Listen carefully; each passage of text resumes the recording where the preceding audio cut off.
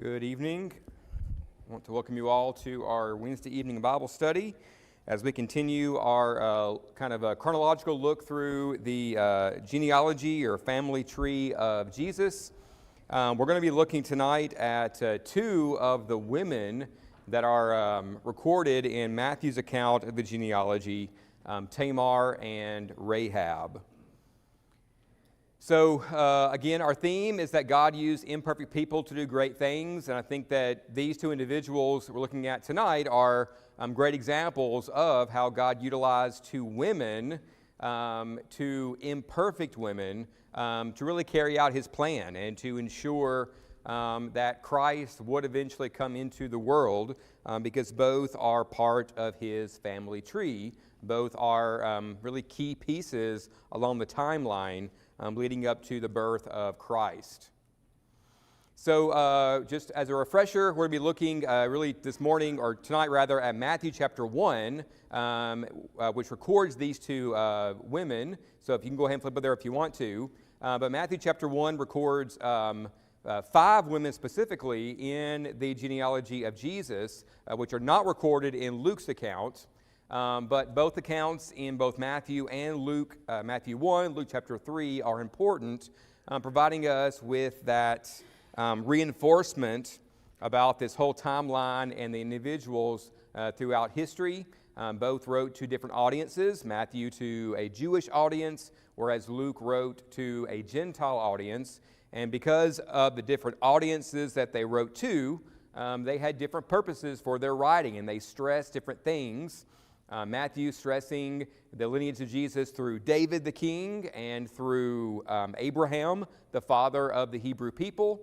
And he carried the lineage through Joseph, the kingly lineage of Jesus, whereas Luke carried history all the way back to Adam, stressing to those Gentiles that Jesus came from God and from that first man, Adam, and he carried that all the way through Mary, the bloodline of Jesus. Last week, we looked at the patriarchs, Abraham, Isaac, and Jacob, and part of their family tree, which there is a parallel account of that in Genesis chapter 11.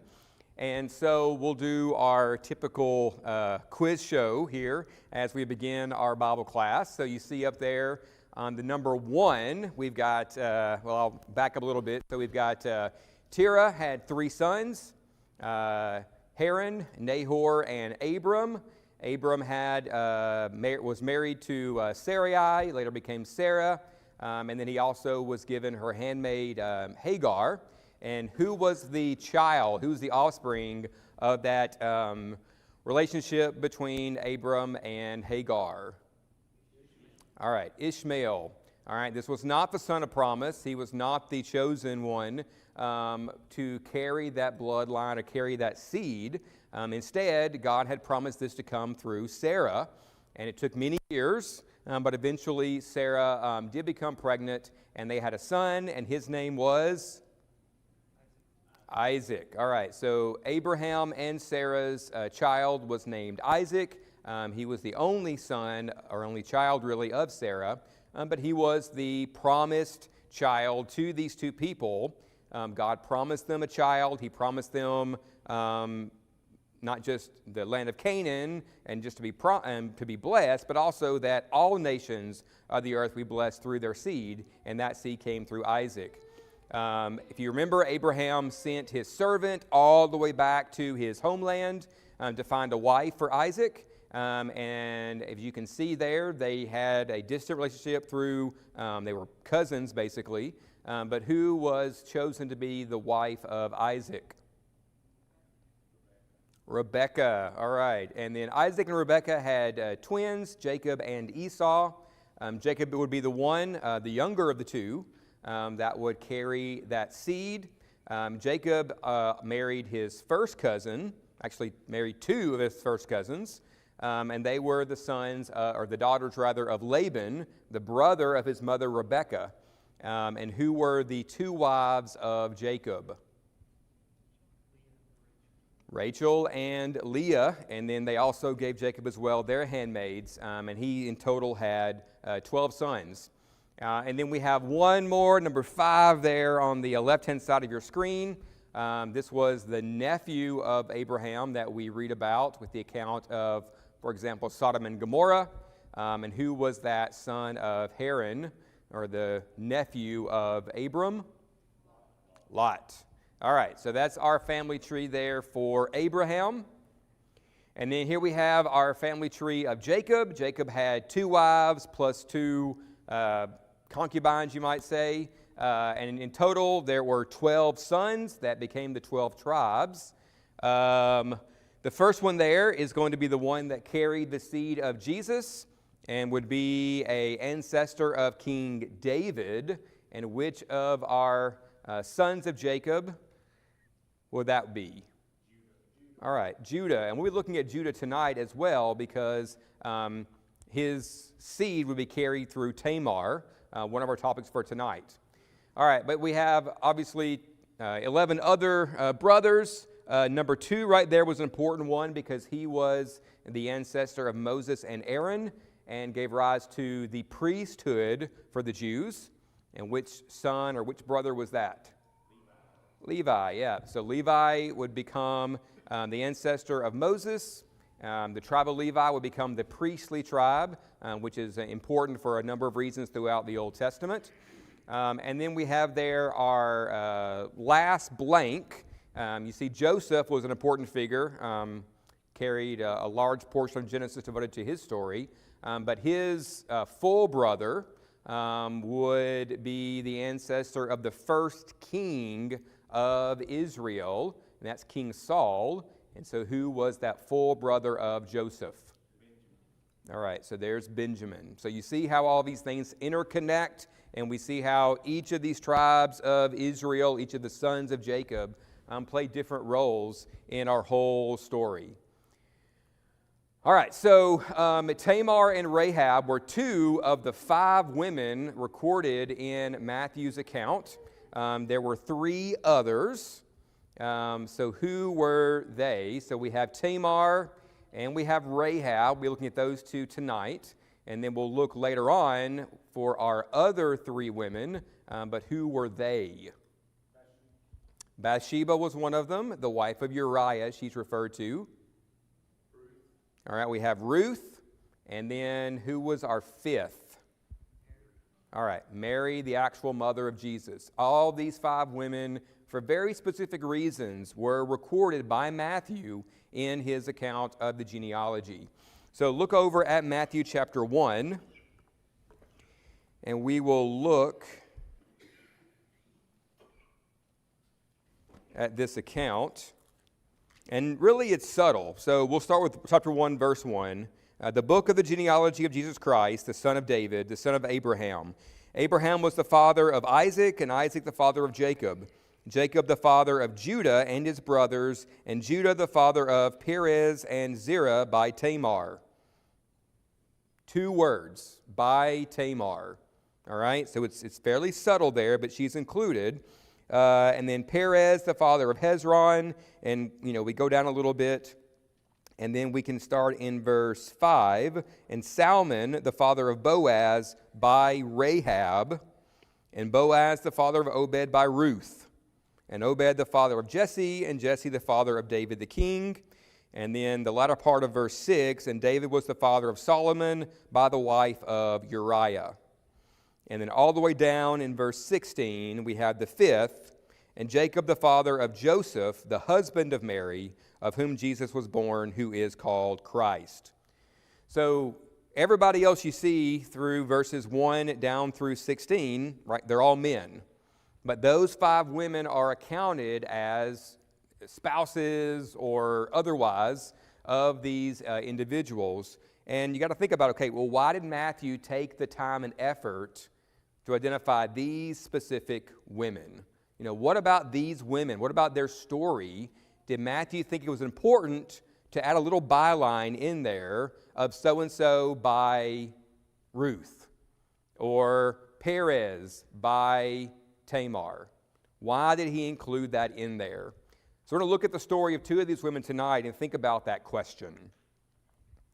All right, so we are at their overall timeline. We're through the patriarchal age, and we're now kind of moving into the time of Moses and Joshua and the Exodus from Egypt and the conquest of Canaan. So we'll kind of be looking in that kind of area for our studies tonight. And then here's our big look at the genealogy of Jesus. I'm going to zoom in right here, and you can see here is our relevant individuals, Isaac, and then Jacob, and then Judah, and then by Tamar, Perez, and you see down all the way to Jesse, who of course was the father of David. And then zooming in once again to this part of our genealogy, you see once again there Judah all the way down through Jesse. We're kind of zooming in on this section of our genealogy for the purposes of tonight. All right, and then next week we'll move on into David. All right, so let's look now at the account of Tamar. So we've read about her name in Matthew chapter 1. Now go back to Genesis chapter 38, where we have the story of Tamar.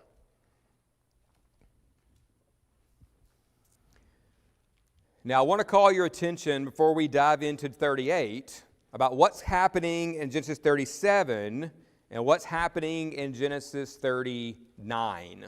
So we have this chapter of Genesis devoted to the story of Tamar. But what happens at the end of chapter 37? Joseph is sold into slavery. So his brothers have gotten jealous. They have captured him, threw him in a pit. They thought about killing him. But eventually they decided, no, we'll just sell him away into slavery. So Joseph is sold into slavery. If you're reading a book, this is the end of a chapter. This is the cliffhanger, right? You want to flip the page and see what happens to Joseph. But when you start chapter 38, you're like, what happened to Joseph? We just totally switched stories. Because it happened at the time that Judah went down from his brothers. And you're like, I don't see Joseph anywhere in chapter 38. What happened to Joseph? He got thrown in a pit. They almost killed him. They sold him into slavery. And you want to know what happens. Well, now go over to 39. What's the second word of verse 39? Joseph. Oh, we're finally back to Joseph. And we read about Joseph being brought down to Egypt and then becoming part of Potiphar's house. And then we read the whole story of Joseph. Why is there this interlude, like right in the middle of Joseph's story? Right? We're reading this account of Joseph. And he would go on, and much of this Genesis is devoted to his story. But we had this chapter kind of inserted right in the middle of the story to learn about this random account of one of the brothers, Judah, and Tamar. Where's the story of Reuben? Where's the story of, who Simeon married, who his family was? We don't read anything about Benjamin. Why do we have this random story about Judah stuck right there in the middle? Let's read and find out. All right, Genesis 38. It happened at the time that Judah went down from his brothers and turned aside to a certain Adulamite whose name was Hira. There Judah saw the daughter of a certain Canaanite whose name was Shua. He took her and went into her, and she conceived and bore a son, and he called his name She conceived again and bore a son. The second son was named Onan, and then she had a third child named Shelah. All right, right off the bat, what do you notice about what Judah is doing or what he's done? He married a Canaanite. All right, last week we talked about Abraham sending his servant off to find a non-Canaanite, a family member, to marry who? Isaac, his son. Isaac and Rebekah both sent Jacob away to find a wife within the family because they did not want their sons marrying Canaanites. Esau married Canaanites, and the Bible does not speak well of Esau for doing that. He did it really just to spite his father because he was so upset about what had happened. but Judah is going to go and marry a Canaanite. All right? Numerous times in the Old Testament, the Bible does not speak well of marrying the Canaanites because they are pagans. In Deuteronomy chapter 7, verses 3 and 4, the commandment's given, you shall not intermarry with them, giving your daughters to their sons or taking their daughters for your sons, for they would turn away your sons from following me to serve other gods. The Israelites were really forbade from marrying the Canaanites after they moved into and conquered the area of Canaan because there's danger there. Marrying into these pagans, there's a heavy influence on your own faith. And that's why Abraham and Isaac did not want that for their children. But Judah, he's going to find a Canaanite and marry her. And they have 3 sons. All right, so let's pick it up now in verse 6. So we already got one strike against Judah right here. All right? Judah took a wife for his firstborn. Her name was Tamar. So he found a woman for his firstborn son to marry, and that woman was Tamar. But Judah's firstborn, was wicked in the sight of the Lord, and the Lord put him to death. His firstborn son did not last very long because of his wickedness, and God facilitated the death of Judah's firstborn son. So do you think that this marriage to a Canaanite woman is playing in Judah's favor right here? No, there's wickedness in his family, so bad that God ultimately has his firstborn son killed. All right, so Tamar is now a widow. So Judah says to his second son, Onan, go into your brother's wife and perform the duty of a brother-in-law to her and raise up offspring for your brother. So Judah is asking his second son to participate in what's called the levirate marriage. All right? So this is a custom, if you will. It became later a practice amongst the Israelites, so that if a man is married to a woman and he dies without having any children, then the widow who has no offspring and the son, or the man who has no offspring, there's no children to carry that line forward. And so the practice was for the widow to then marry the next brother of the deceased. And in doing so, their union could bring forth offspring to carry on the family line of the now deceased brother. There's a couple of accounts that we'll look at just to kind of get your mind around kind of this practice. So look over at Deuteronomy 25, verses 5 through 10.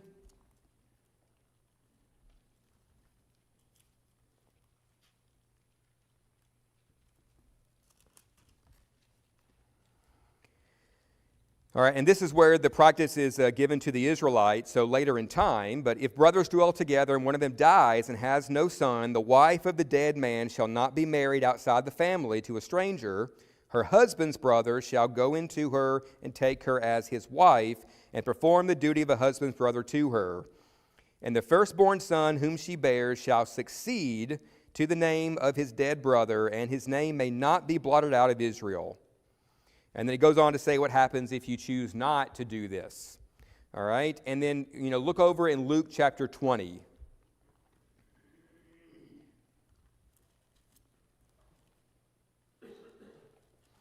So this practice was, well known amongst the Jews, and in Jesus' time, the Sadducees asked him this hypothetical question, right? In Luke chapter 20, beginning in verse 27, the Sadducees come to him with the question, and they say, Teacher, Moses wrote for us that if a man's brother dies, having a wife but no children, the man must take the widow, so this is the brother, must take the widow and raise up offspring for his brother. So here's the situation. Now there were 7 brothers. The first took a wife, and he died without children. The second married her, had no children. Third married her, no children, died. and so on and so forth. So they make up this situation. You got 7 brothers, and this is like tragic situation here, right? So brother dies, I marry the next brother. He dies, I marry another brother. He dies, I marry another brother, all the way down the line. And they ask Jesus this question in the resurrection, right? This woman's been married to 7 men at this point in time. So they ask Jesus, whose wife will the woman be? For she was married to 7 people in this hypothetical situation. All right? So this practice here was kind of standard practice for the Jews. And so Judah is going to ask his second son to take part in this. Take Tamar, your brother's widow, marry her, take her in, have children, so that 2 things can happen. Number 1, your brother who's now deceased, his line can be preserved.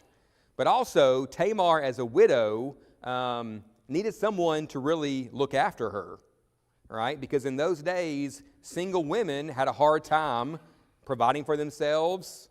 And so this was in many ways a practice to protect the widow who really had nothing and no one to really look after her.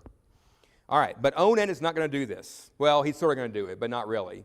So he takes her, but then he refuses to have any children with her.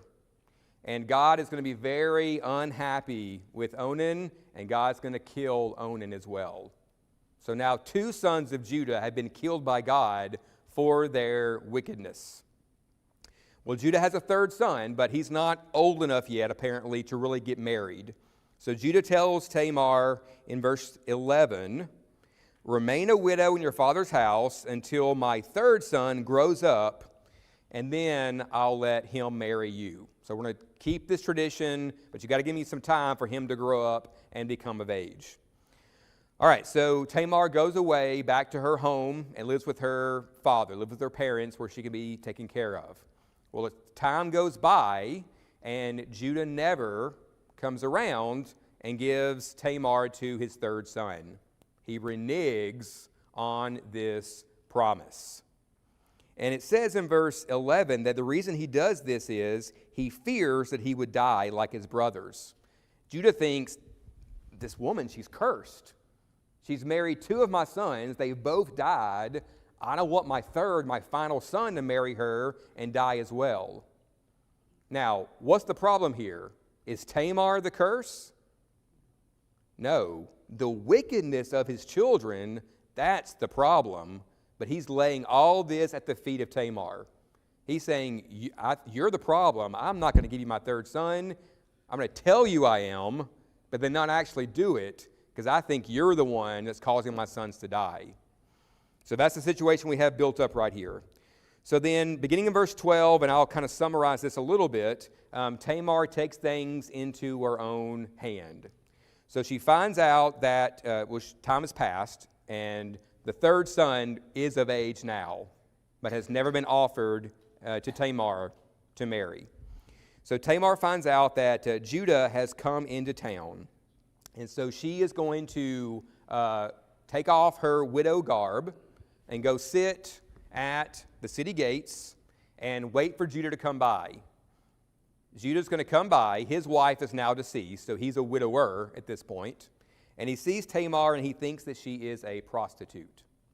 And so he's going to say, he's not going to know who she is, and he's going to say to her, hey, let's go. And she's going to say, well, what are you going to offer me for this? And he's going to say, I'll give you a goat. All right, that's the payment, apparently. All right. She says, okay, but I need some insurance. There's no goat right here. How do I know you're going to pay me? And he says, okay, well, what do you want as collateral? And she says, I want your signet ring, and I want your staff. All right? He agrees to this. So they go. They engage in a sexual encounter. He gives her the signet ring. He gives her the staff. And then she goes off.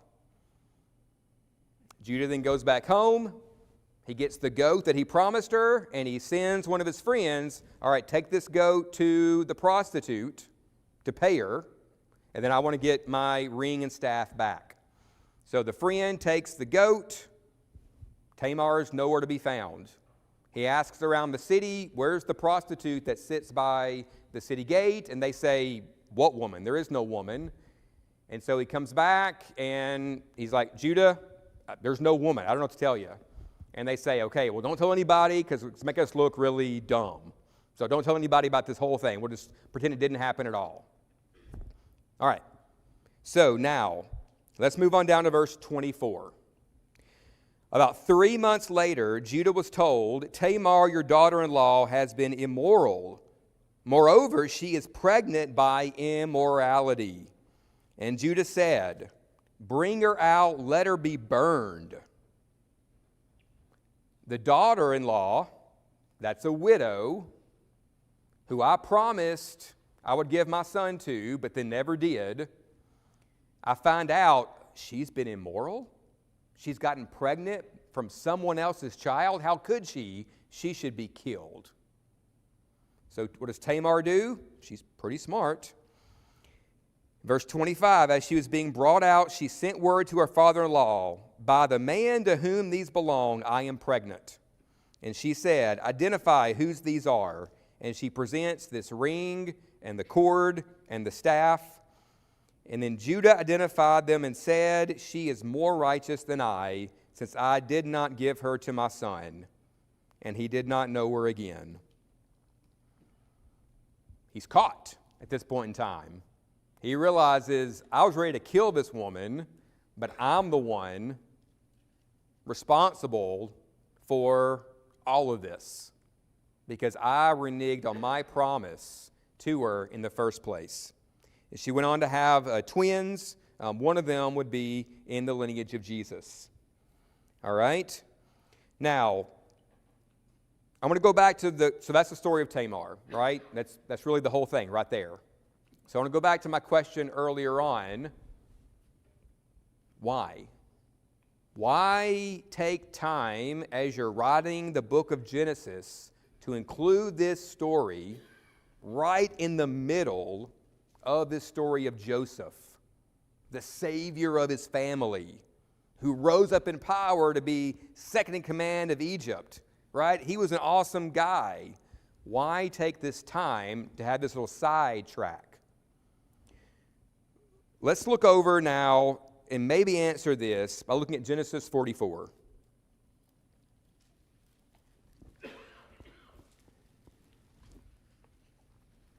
So we are kind of at the end of our Joseph story right here. The brothers have gone to Egypt to find food, and they met Joseph, didn't know who he was, and he sends them back with grain in their sacks, and you have the whole like back and forth between Canaan and Egypt and the grain and all this kind of stuff, okay? Look in the very end of Genesis 44, verse 33.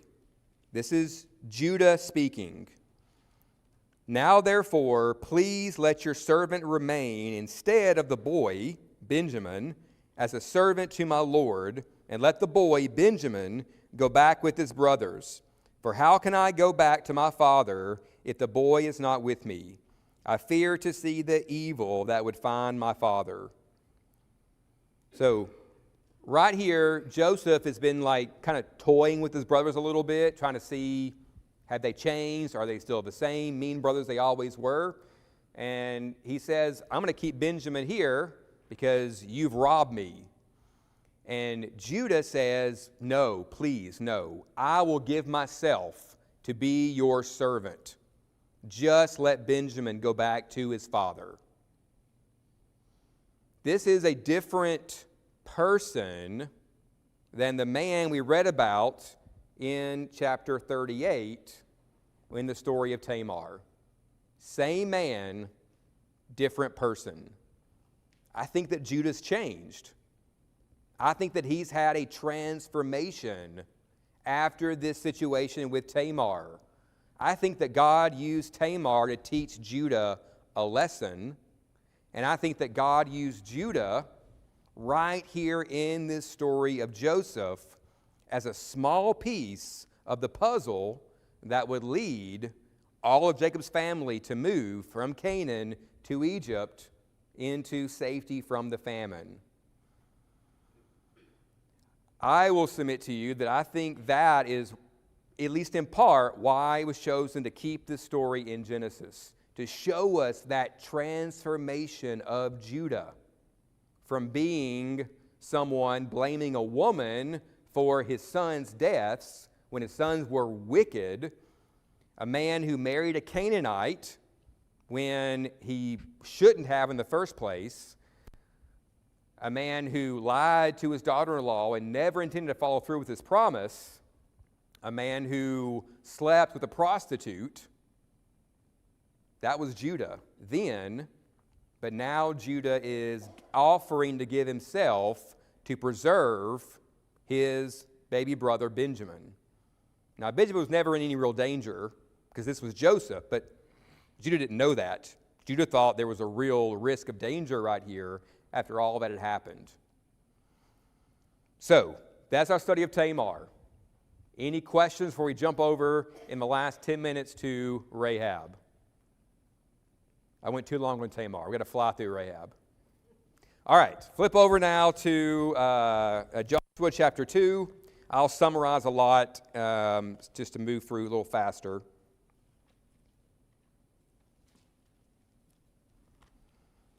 All right, Joshua chapter 2, just to pick you up on the story right here.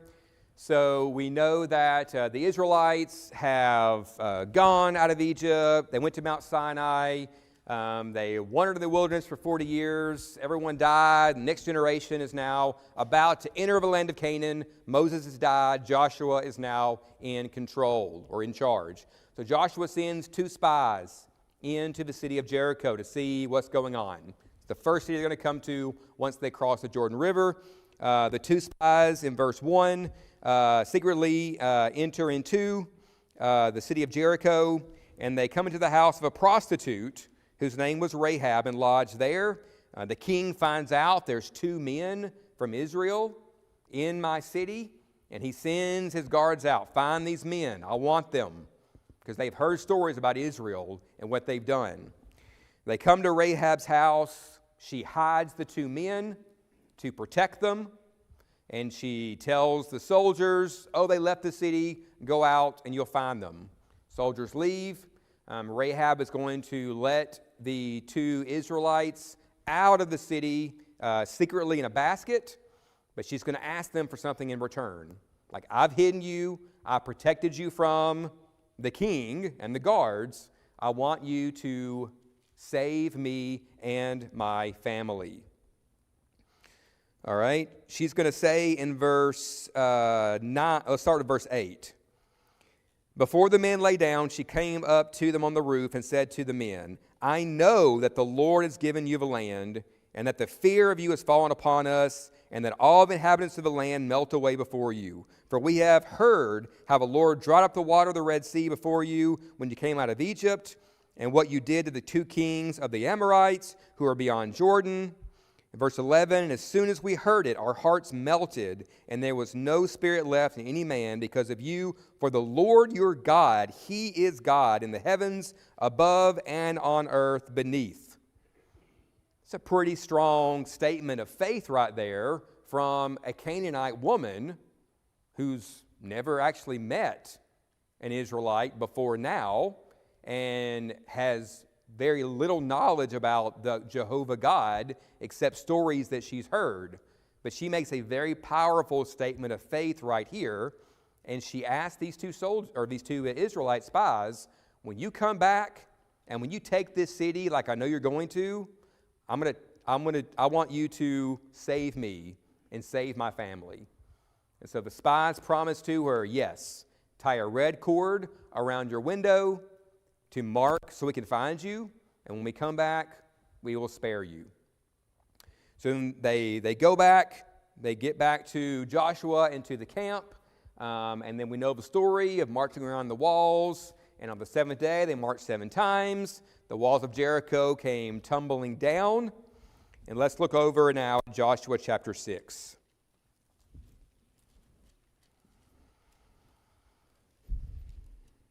Verse 22. But to the two men who had spied out the land, Joshua said, "Go into the prostitute's house and bring her out from there, the woman and all who belong to her, as you swore to her." So the young men who had been spies went in and brought out Rahab and her father and mother and brothers and all who belonged to her. And they brought all her relatives and put them outside the camp of Israel. And they burned the city with fire and everything in it. Verse 25, but Rahab the prostitute and her father's household and all who belonged to her, Joshua saved alive. And she has lived in Israel to this day because she hid the messengers whom Joshua sent out to spy out Jericho. That's the story of Rahab, a Canaanite woman of the city of Jericho who had faith. So much faith that she has her own section devoted to her in the Hall of Faith. Turn over to Hebrews chapter 11.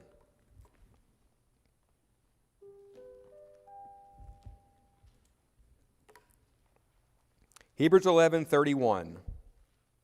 By faith, Rahab the prostitute did not perish with those who were disobedient, because she had given a friendly welcome to the spies.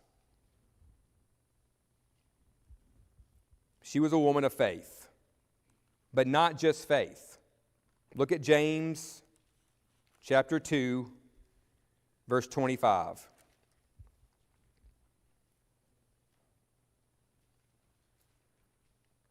And in the same way was not also Rahab the prostitute justified by works when she received the messengers and sent them out by another way? James writes about how faith without works is dead. Rahab had faith, but not just faith, she took action. She had faith and she had works. James and the Hebrew writer both reference her because of her actions.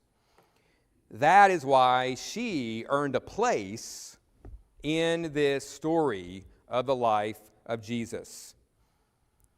So as we kind of wrap up right here, Tamar and Rahab don't have illustrious histories. They don't have this incredible pedagogy from where they came from. One was a prostitute. One acted like a prostitute. They were both probably Canaanites. They came from pagan families, right? They don't have this great history, and yet God used them for very specific reasons. And God chose, through Matthew, to give them a nod. When Matthew wrote this genealogy and he's listing all these men, he's going to give a nod to these 5 women that played key roles in the genealogy of Jesus. There's a lot of debate, a lot of hard feelings, a lot of misunderstandings about the role of women in the church, how God views women, how Paul the Apostle viewed women. But I think we can use these two accounts to say women play key, essential roles in God's purpose. Even though women may not be listed like all of these men are in this account of the genealogy, the women that are were impactful for what they did, for the actions that they took. But not just women, Gentiles, right? These 2 women, they were not of the Jewish family. They were outside of the family. God brought them in, and Jesus' heritage is not a straight line from Abraham with all Jewish blood. There were pagans in this bloodline of Jesus. God uses all kinds of people, men, women, Jews, Gentiles, and He uses sinners. Rahab was a prostitute. She was clearly a sinner, but she had faith. And God recognized that faith, and He rewarded her for her faith and for her actions. He saved her and her whole family. The only ones to survive the destruction at Jericho was the family of Rahab because of the actions that she took. So as we kind of wrap up right here, that's what I want to leave you with, is these two women who were Gentiles, they were sinners, they were not men, and yet God used them to play key roles. So for those of you who are here tonight, whether you're a man, whether you're a woman, I think we're all Gentiles, and I know we're all sinners. God has a purpose for every single one of us. And the purposes may differ from those in the back on this side to the front on this side, those in the middle. We all may have different purposes, but God has a purpose for every single one of us. And that's what we could take away from these stories. Thanks for your attention tonight.